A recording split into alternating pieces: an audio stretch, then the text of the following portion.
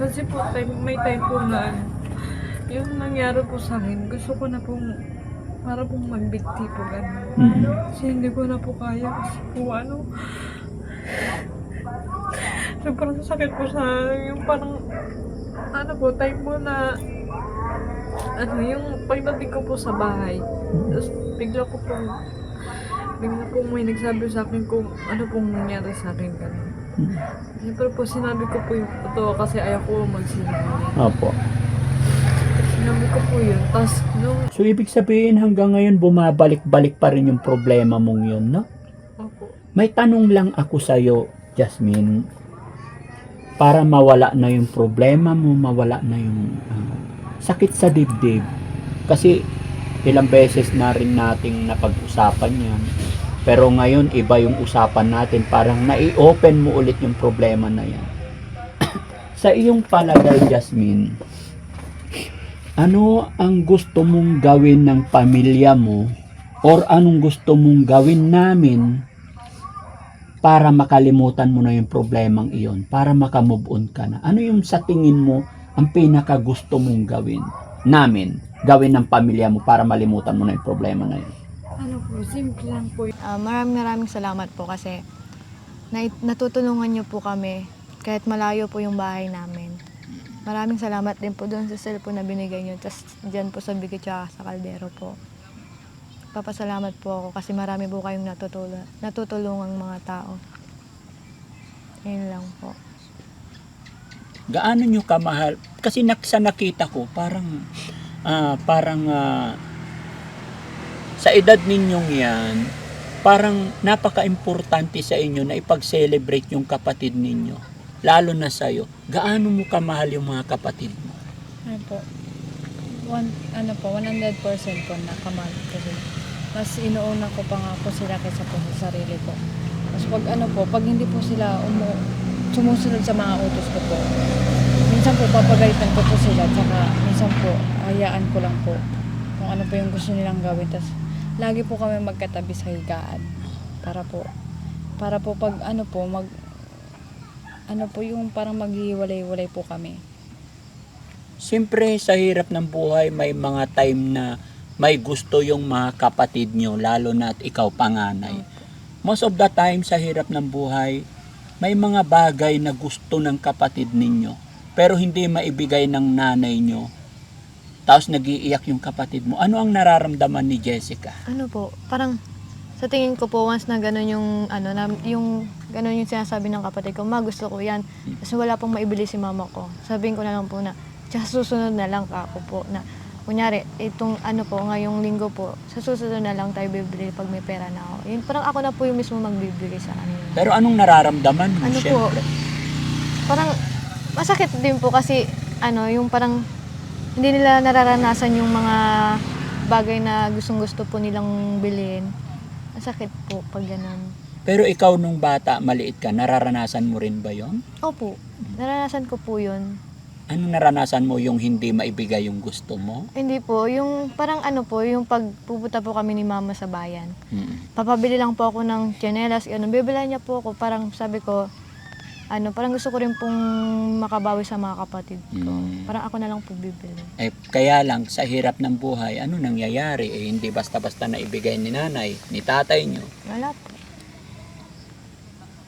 Tiyaga. Opo. Tiyaga lang po talaga. Pag susumikap po.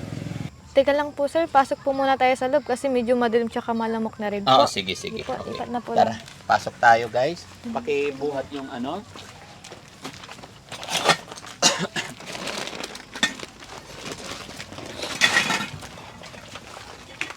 Parang ang tahimik pa rin ni Jasmine, no? Opo. Hindi po talaga mawawala po sa kanya. Hindi mawawala talaga. Di ba, at least nandyan ka lagi nakagabay sa kanya. Opo. Bakit, Jasmine? Hindi mo kayang maging masaya? Minsan po, pag magkasama po kami ni ate, Oo, nagiging masaya din po. nagiging masaya. Pag mga kaibigan mo, mga classmate mo, hindi ka nagiging masaya. Wala po akong close sa kanila. Bakit? Kasi po, minsan po kasi, parang nakakaya pong lumapit sa kanila. Hindi ko po alam kung pinag-uusapan po nila ako.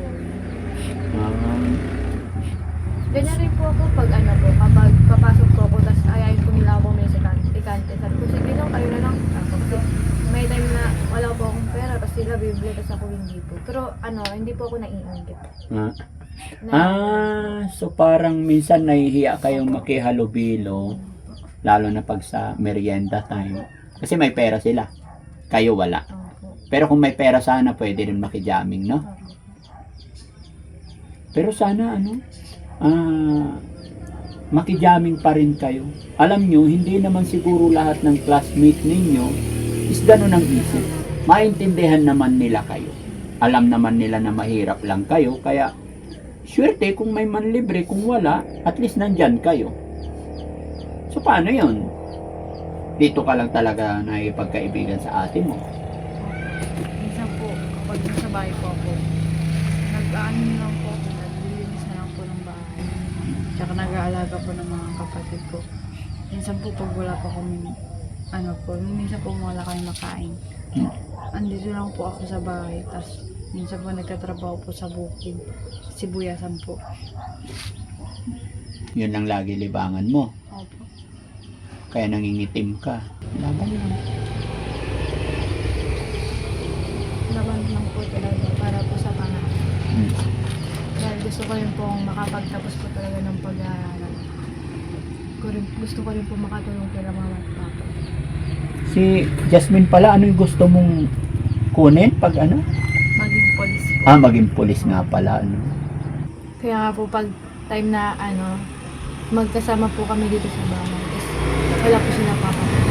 Min, magtrabaho na lang kaya ako. Huwag na lang kaya ako mag-aral kako po. Alam din po ni mama ko na, ma, titigil na ako sa pag-aaral. Alam po ni Gaya na, ayun nga po yung sa budget, ganun po. Yun na yun, alam na po nila yun. Parang gusto ko na po magtrabaho. Yun po yung sasabi ko sa kanila, pero hindi po. Sabi po ni mama ko, mag-aral na po. Sige mag-aral. Po, simula nung grade 11 po, ay 10 to 12 po, ayun po lagi po sinasabi na, ayoko na, tinatamad na ako, parang pero iniisip po pa rin po na, wala, gagawin ko na lang ba ako, gusto ko rin kasi makatulong ko naman papa. Bakit minsan naisip mong umistop na lang sa pag-aaral? Po, para po makatulong po sa kanila kasi si papang extra lang po siya sa trabaho. Si mama po, nag-aalaga ng bata. Kasi parang parang gusto ko rin pong matulungan si papa ko sa para sa pagkain, para sa budget po namin, para sa baon ng mga kapatid ko. Ayun po. Kaya gusto mo magtrabaho.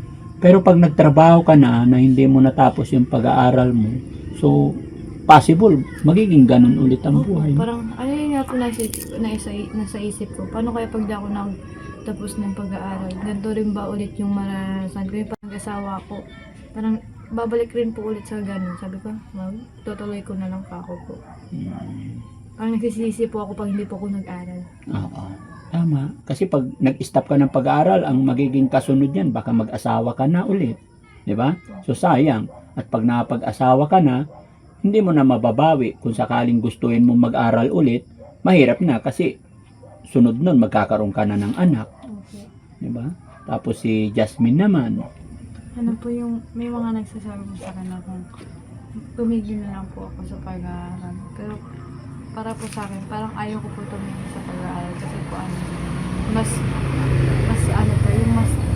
tutulungan po ako na umangat po nakapagtapos po ako ng pag-aaral.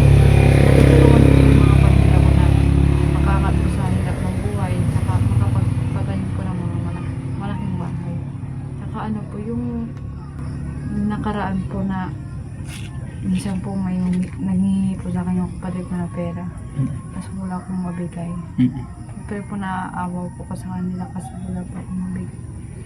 Tapos sasabihin ko na po na wala akong pera, ganun po. Tapos nung time po na may sinabi po sila kay mama na, may may project po kami. Sabi niya po sa kanila, kay mama ko po na, sabi ko po sa mama ko na, ibigay mo na, ngayon lang yan, sabi ko. Ngayon nila mararanasan ng ganyan. Tapos nung time po na elementary po kami ni ate, hindi po namin naranasan na bumili po ng mga gamit ng pang-school, tas lapis po, gano'ng papel. Hindi po namin naranasan. So, ibig sabihin, walang mga gamit-gamit. Napakahirap. Pati nga po pag ganun, nung dalawa po kami, tatlo pa lang po kami mag-aaral yun sa elementary. Grade 6 po ako, grade 4 ka na. Grade 3. Si papa ko po nagtatrabaho dyan po sa may plaza. Siyempre, pupunta po kami ng recess, magbibigay po siya ng 20. Tatlo po kami mag-aaral. Sabi ko, yung sa top, yung sa kapatid ko na namin, doon na lang po namin ibibigay yung baon namin, kahit hindi na po kami kumain. Hanggang hapon na po yun. Doon na po, tinitaste ko lang po, nangilimutan po ako. Kasi po, naranasan ko din po yung mangingi sa mga classmate ng yung time po ng pag-recess po, wala pa akong baon. Tapos, tatanungin po nila kung gusto ko po daw po ng pagkain. Oo. Tapos sinabi ko po yung nahiya po kung tanggapin yung pagkain kasi po wala po akong pera.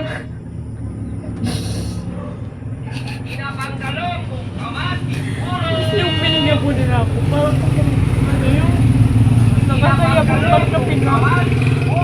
Baka po sabihin nila na mahirap po kami ganun. Sobrang po hirap po namin na wala po kami kabaong-baon.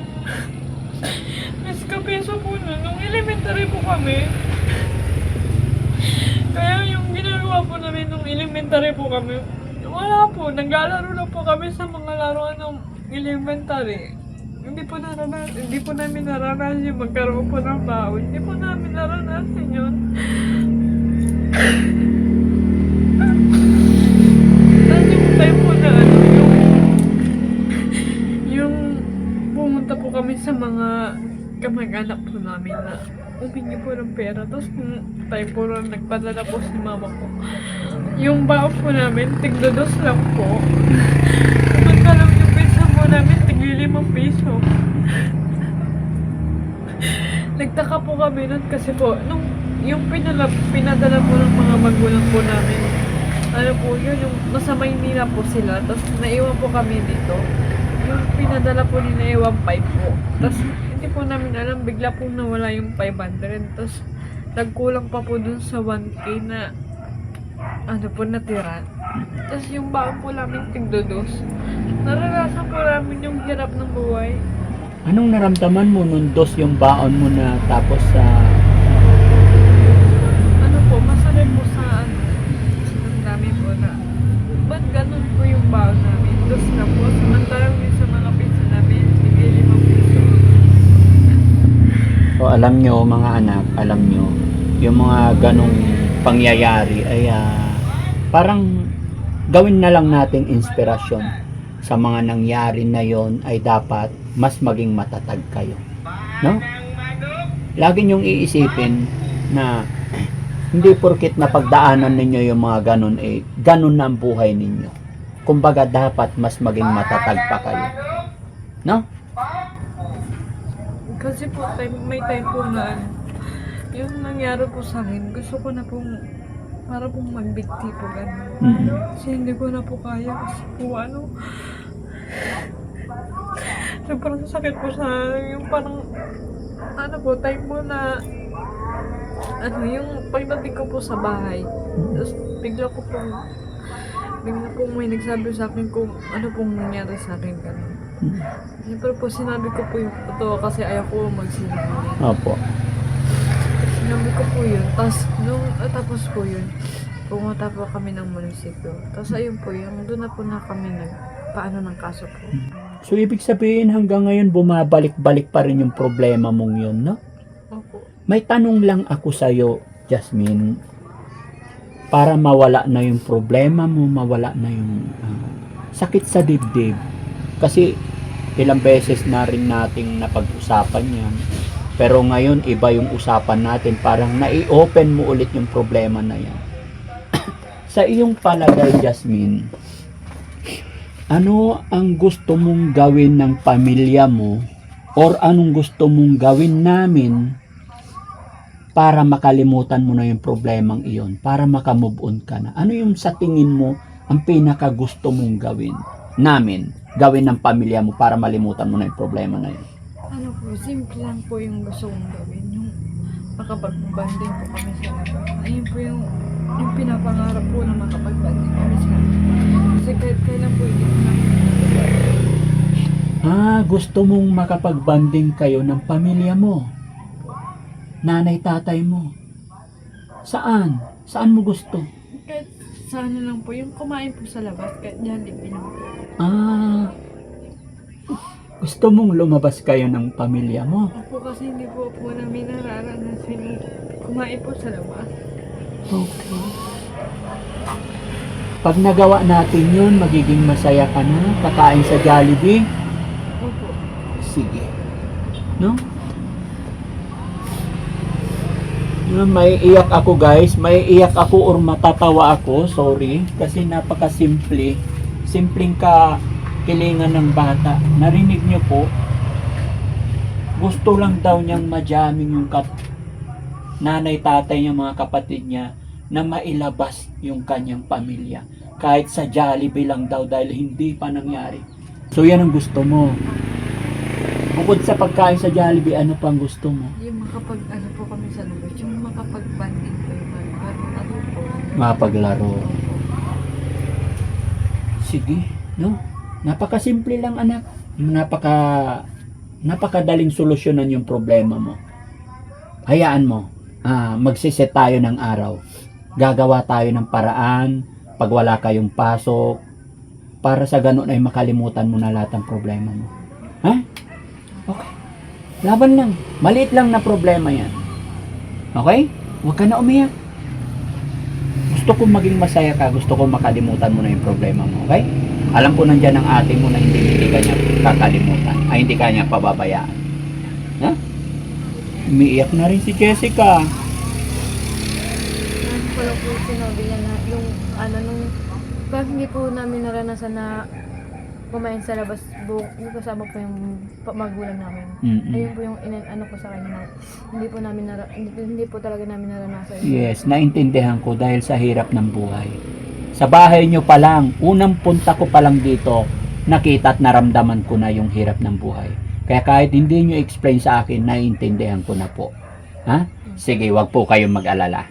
Gaya ng aking sinabi, hindi ako mangangako kung kailan or kung ano, pero gagawa ako ng paraan sa hiling ni Jasmine na mailabas yung kanyang pamilya.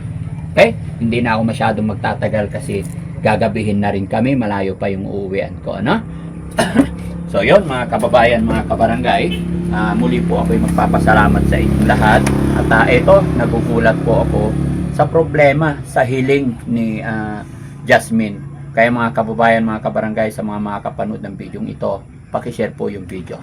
Para sa ganun, mas makatulong pa tayo. At sana, magawa ni Daddy Frankie yung hiling ni Jasmine. Okay? So, alis na po ako. Maraming salamat. God bless po. Ingat kayo parati dito,